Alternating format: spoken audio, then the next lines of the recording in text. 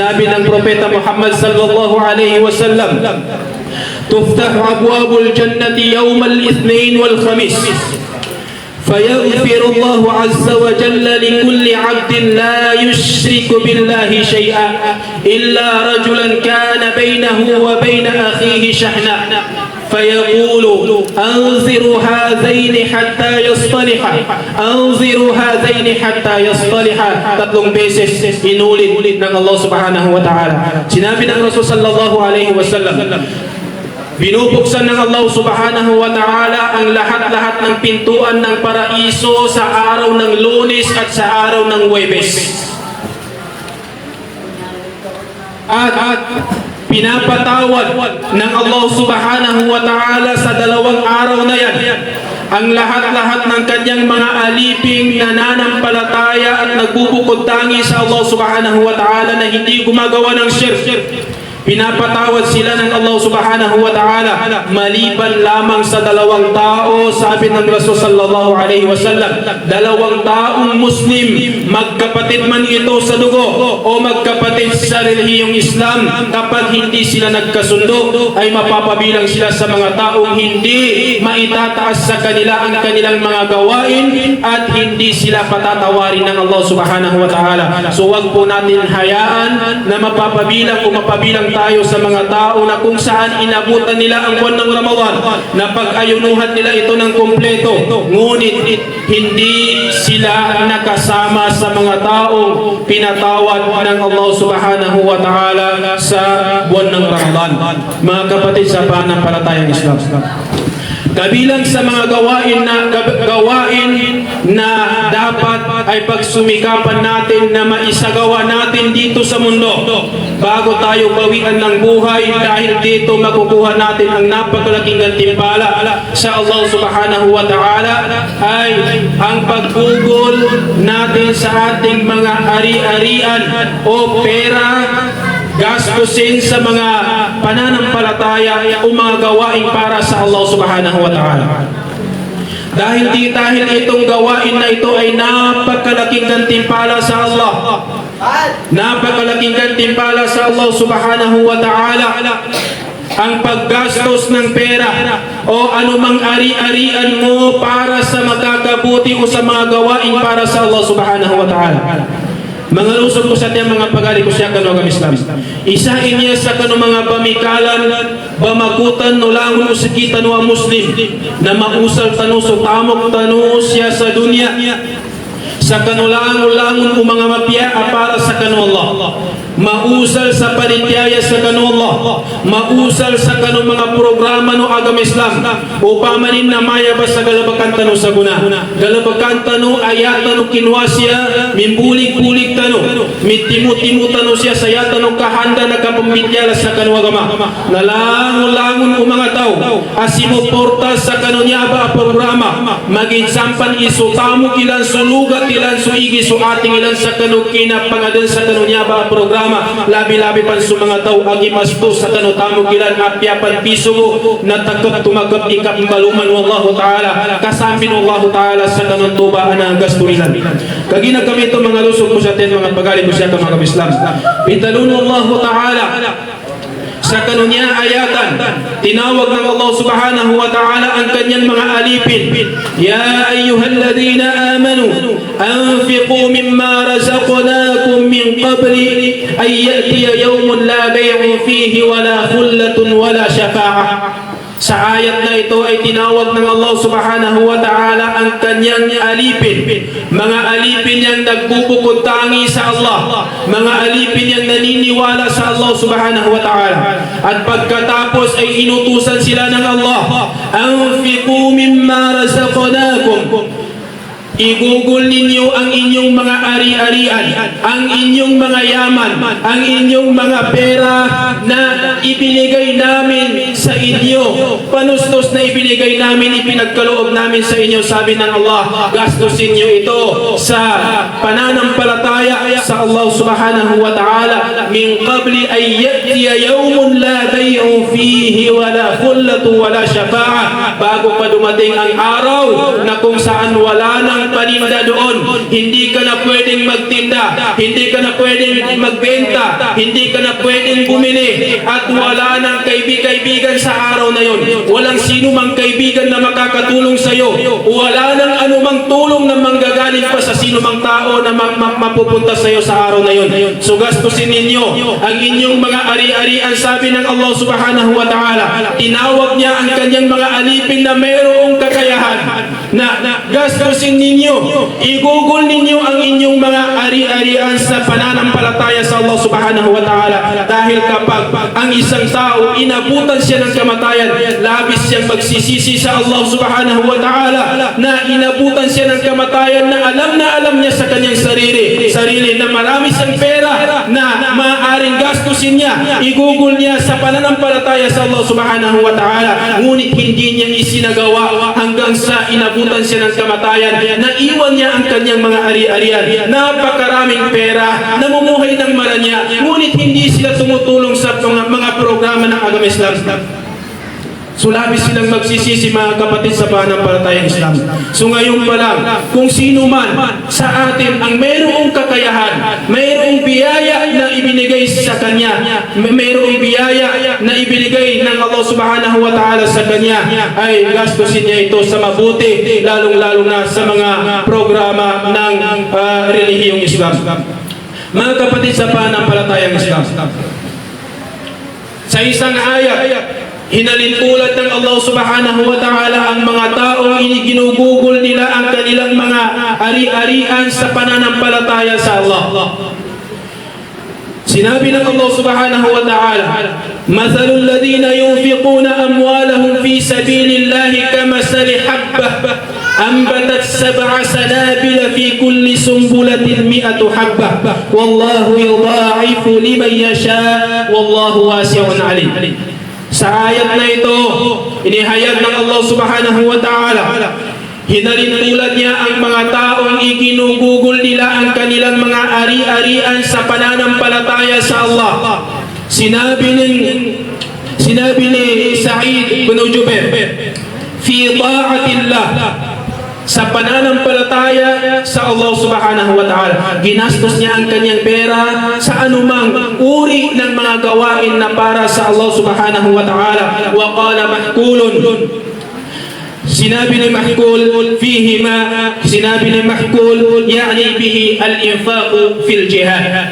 Sinabi ang ibn Mahkul naman ay ang paggastos sa pagjihad sa Allah subhanahu wa ta'ala, pagjihad. So anumang bagay na ginastos mo doon, iginugol mo doon ang iyong pera, mga gawain na para sa Islam, para sa pananampalataya sa Allah subhanahu wa ta'ala, ay dodoblehin ito ng Allah subhanahu wa ta'ala at ibabalik niya sa taong yun na may-ari ng pera na kanyang ginastos sa mga programa ng Islam. Sa ayat na ito, hinalitulad ng Rasul sallallahu alaihi wasallam ang mga taong yun.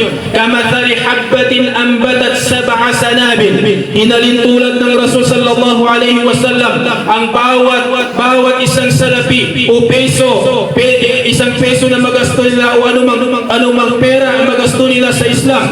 Hinalitulad ng Rasul na parang isang buto na itinanim, na ito ay tumubo na mayroong 7 sanga, at bawat isang sanga ay nagkaroon ng 100 buto. So 7 sanga, 100 buto, i-times nyo 700, naging 700 buto ang pagdoble ng Allah subhanahu wa ta'ala sa 1 piso lamang na ginastos mo para sa pananampalataya sa Allah subhanahu wa ta'ala. Mga kapatid, sa pananampalatayang Islam, sinabi ng ating mahal na propeta sallallahu alaihi wasallam, "Man anfaqa nafqatan fi sabilillah kutiba lahu 700 dha'fin." Rawahu al-Imam at-Tirmidhi wa qala hadithun hasan.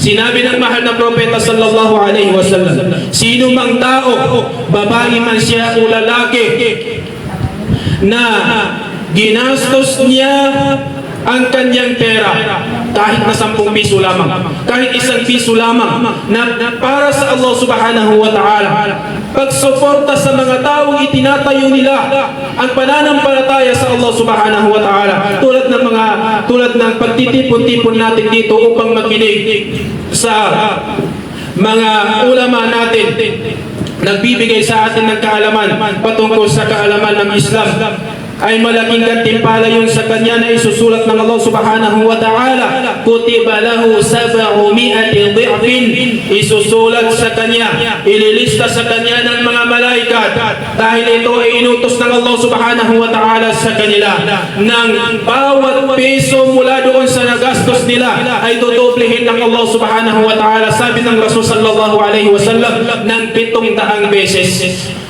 So pagsumikapan natin mga kapatid sa panampalatayang Islam, kahit na isa kang mahirap lamang, kahit na alam natin sa sarili natin na mahirap lang tayo, kaya natin sumuporta sa mga programa ng Islam tulad nito. Kaya natin sumuporta kahit na 10 piso lamang o kahit na mga mineral water lamang ang may suporta natin para lamang sa ating relihiyong Islam.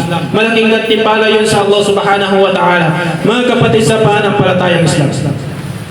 Lahat-lahat ng ating mga nagastos sa pananampalataya sa Allah subhanahu wa ta'ala ay tiyak na ito ay ibabalik sa atin ng Allah subhanahu wa ta'ala dito sa mundo, lalong-lalo na sa kabilang buhay. Sinabi ng Allah subhanahu wa ta'ala sa banal na Quran, وَمَا أَنفَقْتُم مِّن شَيْءٍ فَهُوَ يُخْلِفُهُ وَاللَّهُ خَيْرُ الرَّازِقِينَ.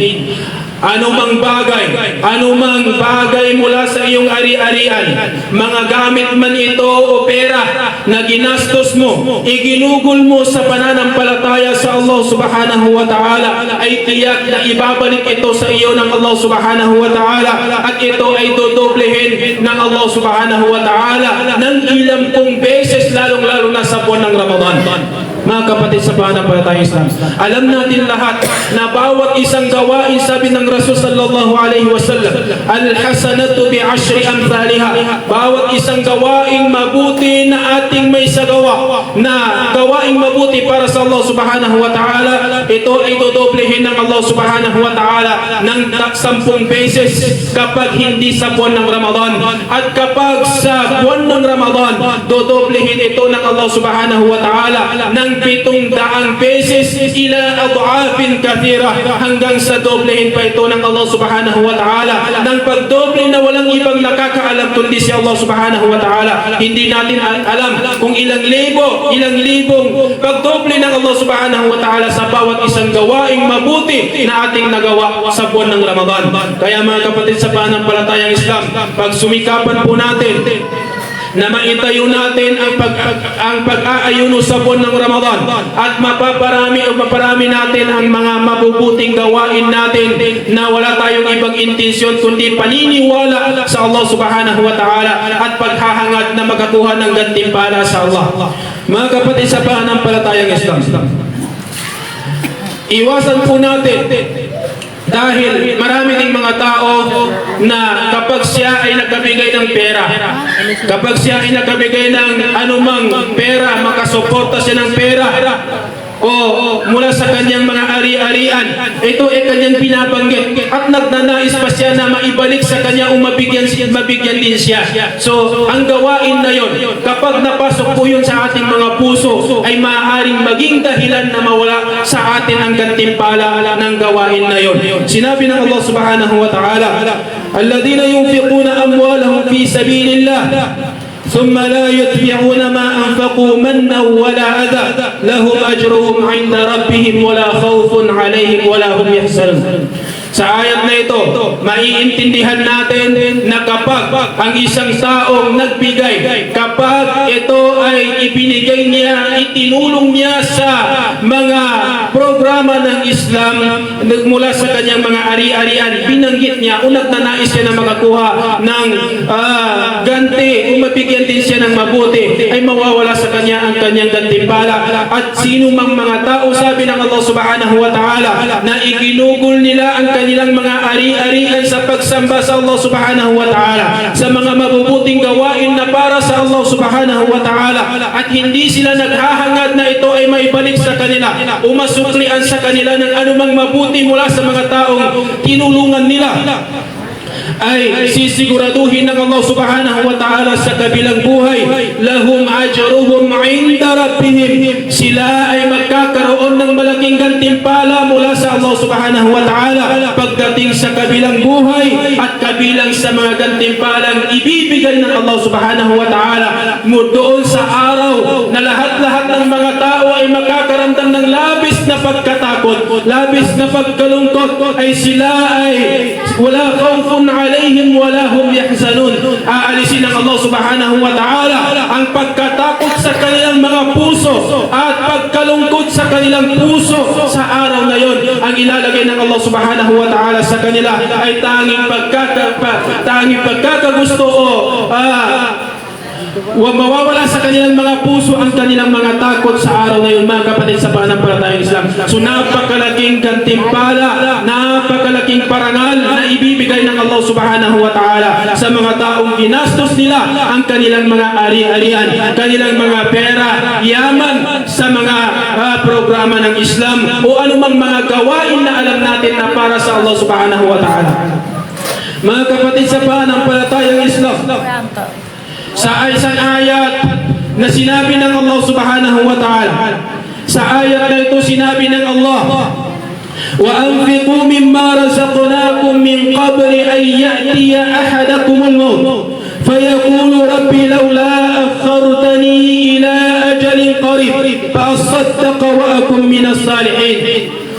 Sa ayat na ito sinabi ng Allah subhanahu wa ta'ala, inutos ng Allah subhanahu wa ta'ala sa kanyang mga alipin na nagbubukod tangi sa Allah, wa anfiqu mimma razaqnakum, igugol ninyo ang inyong mga ari-arian, ang inyong mga yaman, ang aming mga biyaya na ipinagkaloob namin sa inyo. Sabi ng Allah, gastusin niyo ito sa pananampalataya sa Allah subhanahu wa ta'ala at sa iba't ibang uri ng mga gawain na para sa Allah subhanahu wa ta'ala bago pa dumating sa inyo ang kamatayan. Dahil kapag dumating ang kamatayan sa sino mang tao, babae man siya o lalaki, ay labis siyang magsisisi sa Allah subhanahu wa ta'ala at kanyang masabi, Ya Allah, laula akhartani ila ajalin qarib. Humihingi siya sa Allah subhanahu wa ta'ala na sana ay matugtungan pa ang kanyang buhay kahit na sa maikling oras lamang, kaunting oras lamang, para magastos niya ang kanyang mga ari-arian para sa Allah subhanahu wa ta'ala, para magastos niya ang kanyang yaman para sa Allah, maibigay sa mga nangangailangan, maitulong niya sa mga nangangailangan, maitulong niya sa mga mahihirap na nahihirapan sa kanilang pamumuhay, at maitulong niya sa mga programa ng Islam na kung saan pinag-uusapan doon ang kaalaman ng Islam at mga utos ng Allah subhanahu wa ta'ala at mga bagay-bagay, mga gawain na ipinagbawal ng Allah subhanahu wa ta'ala. Mga kapatid sa pananampalatayang Islam, ngunit sabi ng Allah subhanahu wa ta'ala, وَلَنْ يُؤَخِّرَ اللَّهُ نَفْسًا إِذَا جَاءَ أَجَلُهَا وَاللَّهُ خَبِيرٌ بِمَا تَعْمَلُونَ. Hindi na pwedeng dugtungan ang buhay natin kung ano man yung ibinigay ng Allah subhanahu wa ta'ala sa atin na buhay dito sa mundo. Hindi ito madudugtungan ng kahit isang minuto lamang, kahit 30 segundo lamang. Kaya bago pa dumating sa atin ang kamatayan, magsumikap tayo na maparami natin ang ating mabubuting gawain na para sa Allah subhanahu wa ta'ala, na hindi tayo nagnanais na makakuha ng anumang ganti mula sa mga taong tinulungan natin, bawal na haram sa atin na magnais ka ng anuman, maghintay ka na anumang ganti nila sa iyo o bibigay nila sa iyo. Mga kapatid sa pananampalatayang Islam, sinabi ng Allah subhanahu wa ta'ala sa isang ayat, الذين ينفقون أموالهم بالليل والنهار سرا وعلانية فلهم أجرهم عند ربهم ولا خوف عليهم ولا هم يحزنون. Tulad din ng isang ayat na binanggit natin kanina, sinabi ng Allah subhanahu wa ta'ala, at dito hinayag ng Allah subhanahu wa ta'ala ang gantimpala ng mga taong ginugugol nila ang kanilang mga ari-arian, ang mga panustos na ibinigay ng Allah subhanahu wa ta'ala sa kanila, ang mga ang mga yaman na ipinagkaloob ng Allah subhanahu wa ta'ala, ito ay ginastos nila sa pananampalataya sa Allah bil-layli wan-nahar, sa gabi at sa umaga ay ginugugol nila ang kanilang mga ari-arian para sa Allah subhanahu wa ta'ala, sirra wa alaniyah, sikreto man ito o hayag, nakatago man o hayag, ay ginagastos nila ang kanilang mga ari-arian para sa pananampalataya sa Allah subhanahu wa ta'ala. Falahum ajruhum, sinigurado ng Allah subhanahu wa ta'ala na sila ay magkakaroon ng napakalaking gantimpala mula sa Allah pagdating ng kabilang buhay. Wala khawfun alayhim wala hum yahzanun, at hindi sila makakaramdam ng anumang pagkatakot pagdating ng araw na yun, araw na kung saan lahat ng alipin ng Allah subhanahu wa ta'ala ay natatakot sila na baka maibigay sa kanila ang listahan ng kanilang mga gawain na ito ay mapupuno ng mga masasamang gawain na kanilang nagawa dito sa mundo. Sa araw na yon, mamahalin sila ng Allah subhanahu wa ta'ala at hindi sila makakaramdam ng anumang takot at anumang lungkot kahit na konti sa kanilang puso, dahil pagmamahal ng Allah subhanahu wa ta'ala ang ilalagay niya sa kanilang mga puso. Mga kapatid sa pananampalatayang Islam, inutusan tayo ng Allah subhanahu wa ta'ala na paghandaan natin ang pagdating ng kamatayan sa atin, paghandaan natin ang pagdating ng araw na muling pagkabuhay. Wattaqu yawman turja'una fihi ila Allah, katakutan ninyo, sabi ng Allah subhanahu wa ta'ala, ang araw na pagdating sa kabilang buhay, dahil wala nang ibang makakatulong sa inyo maliban sa inyong mga gawain na isinagawa dito sa mundo. Hingin natin sa Allah subhanahu wa ta'ala na mahalin tayo ng Allah subhanahu wa ta'ala at maabutan ng ating mga buhay ang buwan ng Ramadan, at isagawa natin ito, pag-ayunuhan natin na hindi tayo pinipilit ng sino man. Isasagawa natin ang anumang ibadah sa buwan ng Ramadan na ito ay paniniwala sa Allah subhanahu wa ta'ala. Ashkurukum ala husni istima'ikum, nas'alullah an yanfa'ana ma sami'na wa an yaj'ala fi mizani hasanatina ila yawmil qiyamah. Wassalamu alaikum warahmatullahi wabarakatuh.